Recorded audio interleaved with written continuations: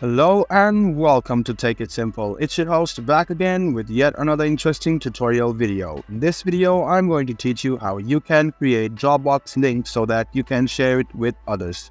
So open the Dropbox in your Chrome or Edge browser, go to dropbox.com, log into your account, click on your account and go to copy link or share.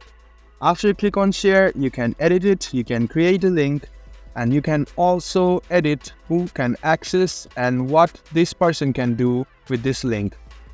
Now go to settings and you can create a link for viewing, editing, and you can involve all of these functions. You can go to folder settings and change it, and you can share this link with others. Let me show it to you again. Go to share, tap on share, and you should go ahead and you can add the email addresses you want to share the link with, or you can just copy the link and give them access.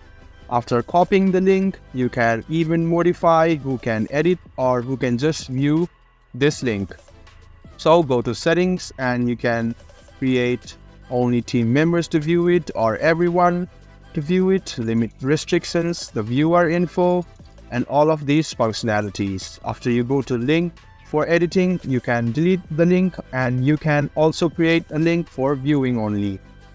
So this is how you create a link and send it to others in Dropbox.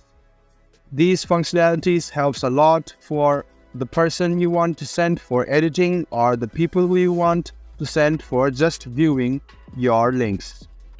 This was a step-by-step process on how you can create a link for Dropbox. I hope this video was helpful to you.